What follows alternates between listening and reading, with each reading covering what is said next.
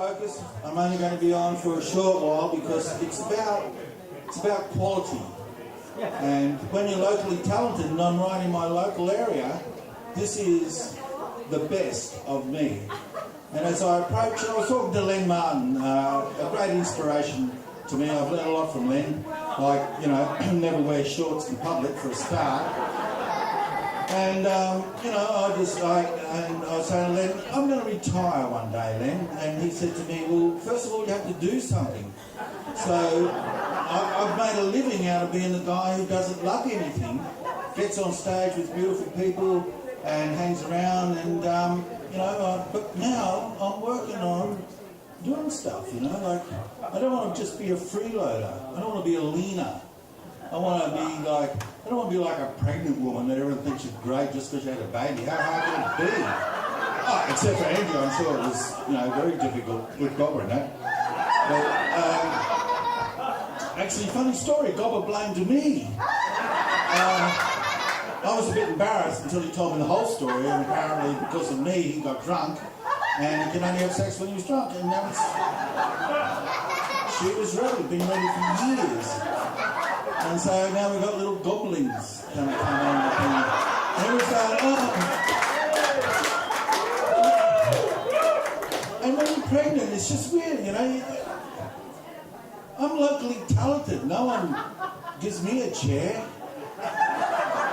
No one sort of makes excuses for me. Gobber rings me up, oh mate, we can't make it. And I say, why? Your car broken now? Oh yeah, I totally understand, but she's pregnant. I reckon she's working it. And in fact, I reckon she's got pregnancy support cushions in there to actually make it look a bit bigger than it is.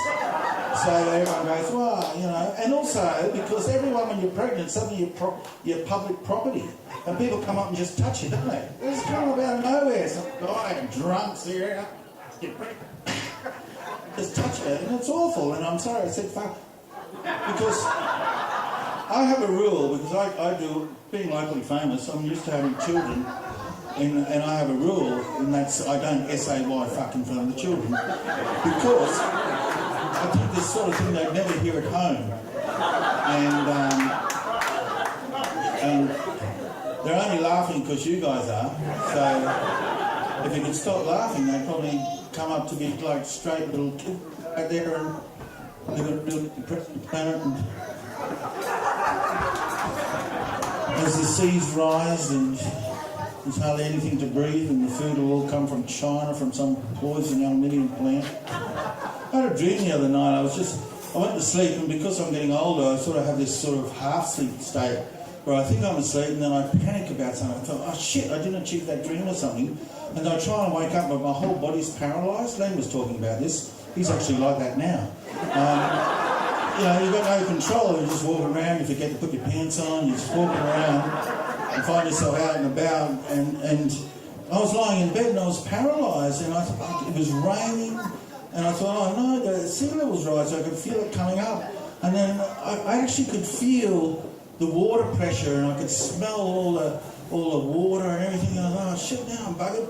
And I wished I'd put doors on my shack, you know. It's only been 27 years and I haven't got doors. I've got these cloth doors, well I used to have then, I've just recently put. How boring are normal doors? You got your alcohol in one bag, you got your groceries in another. You can't just put your head through normal doors. Cloth doors, just put your head in, wham, I'm inside. And you don't get, no one robs you because they sneak around, they come up to your door and go, fucking hell. Cloth doors with a padlock, and they just piss off because they're weirdo. So I'm lying there and I'm thinking, oh, this is bad, and the water came in. Now I know it's a dream, but at the time it felt like it wasn't a dream because I was pretty disturbed anyway, and I was feeling disturbed, and I was a bit paralysed, and I couldn't move, and the water's coming up, and suddenly it lifted me off the bed, and I floated out through the cloth doors. And I just floated out like that, and I tried to grab onto them, but my arms wouldn't work, and my lips work, because they always work. And I tried to do like this, and it reminded me of my girlfriend, and suddenly I had an erection. They caught the wind, so I started moving upstream a bit, and I'm moving there, and I'm thinking, this is what it's come to. in my community, I'm just going to die floating on the sea. And then suddenly there was all this rubbish. All these plastic bags and plastic iPhones, lots of iPhones and heaps of people, beep, beep, beep. Everyone's getting calls and that. They're all dead and drowned.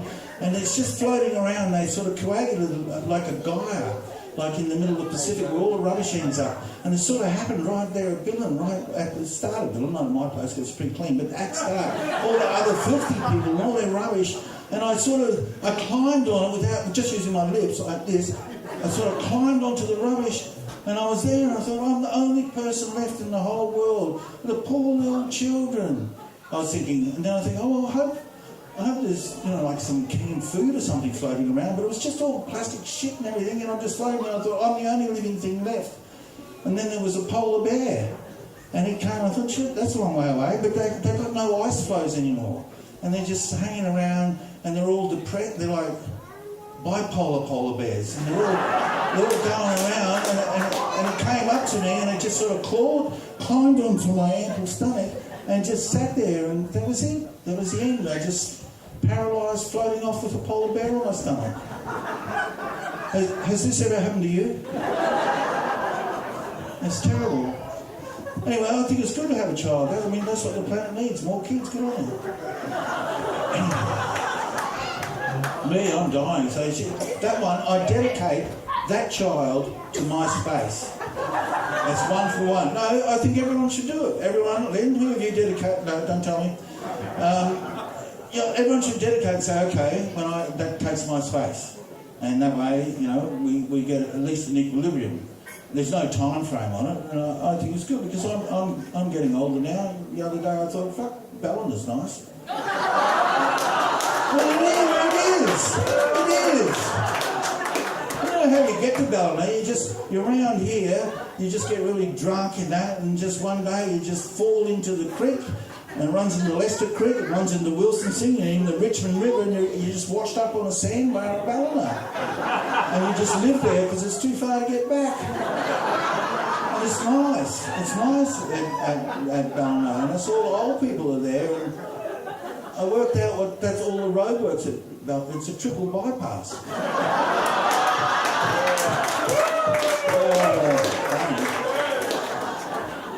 But yeah, I do get depressed as I get older, and I don't know what to do. I'm just trying to be happy, but there's no point. No one cares.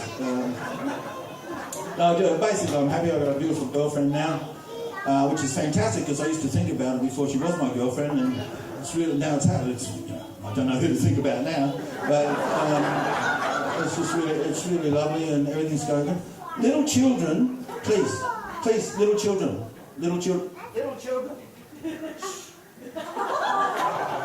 I'm talking. No, really, I find the sound of children is really distracting. I had a son. It was good. I thought, never use that condom again.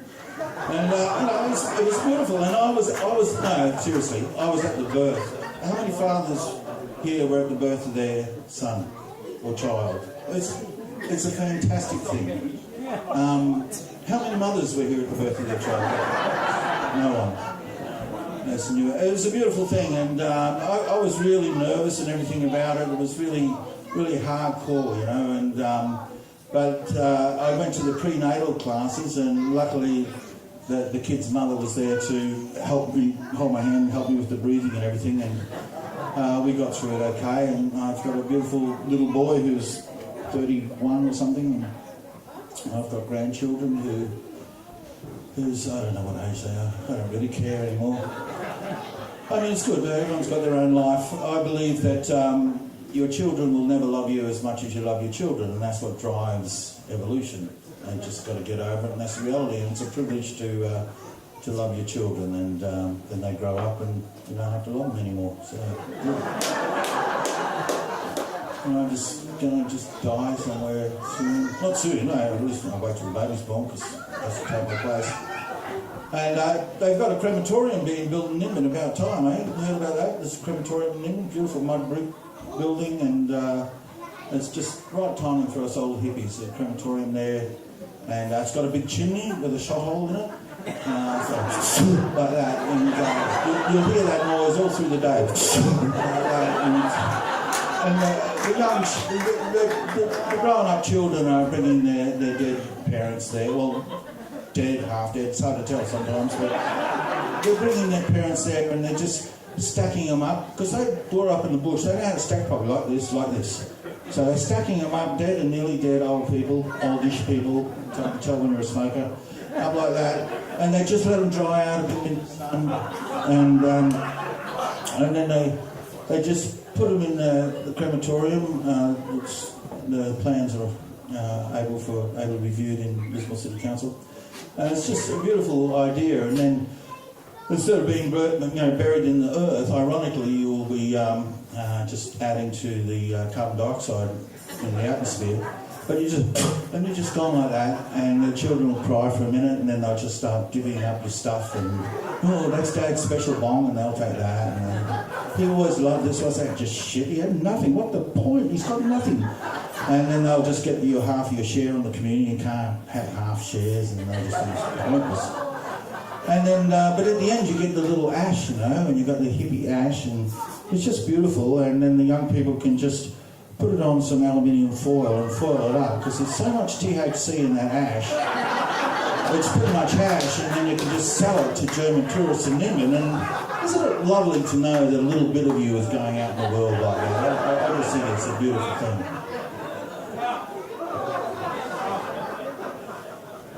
Yep. Climate change is a real worry for me. I've been trucking around doing gigs here and there, and it was really brought home to me the other day. I've got a plague of cockroaches at my place. I live up the road here, and I've never really had cockroaches before.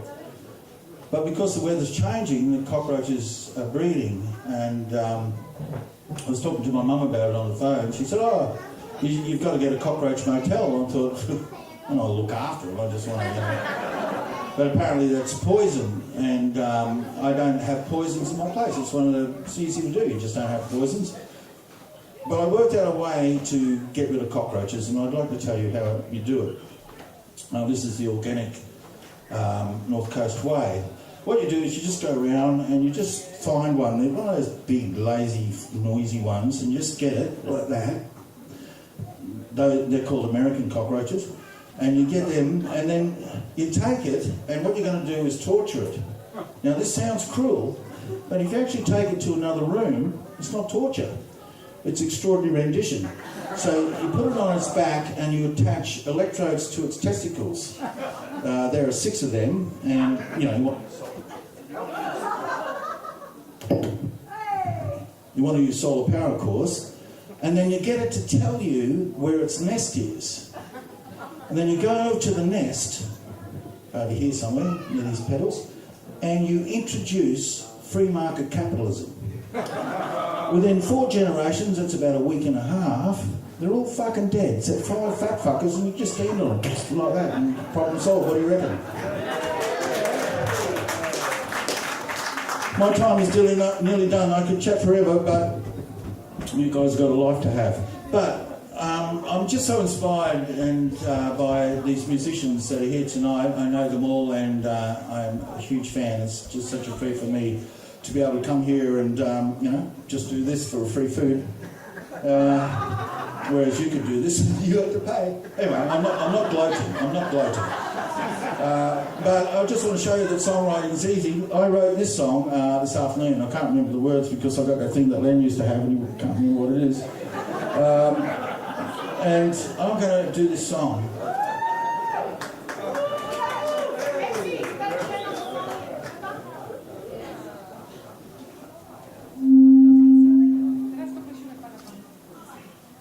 Just to show that music isn't that hard.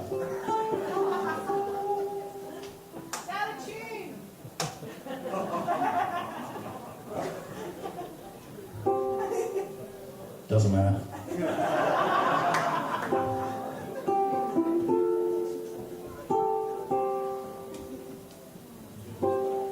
What could I say? What did she feel when she left me? Go back to Lillifield. I couldn't believe it. Surely it wasn't real.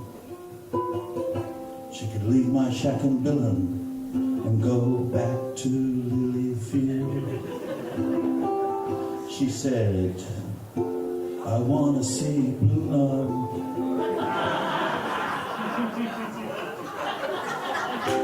I want to smell wholemeal. I want to hear the bellbirds back in Lillifield.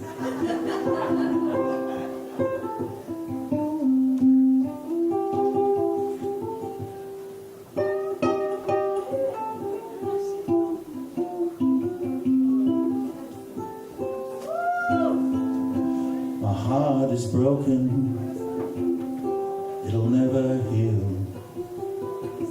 Every night I dream of her in the arms of Lillifield.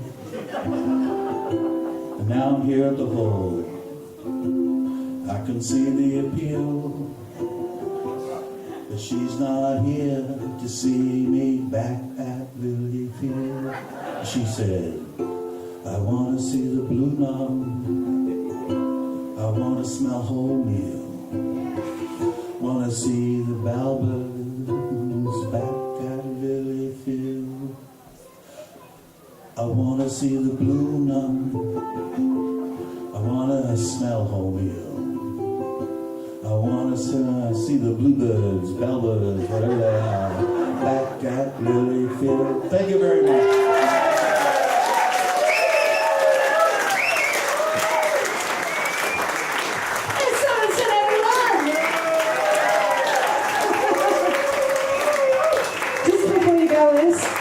Just stand like that.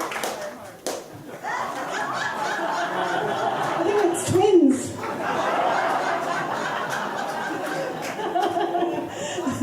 Thanks so much, S. We'll take a short break.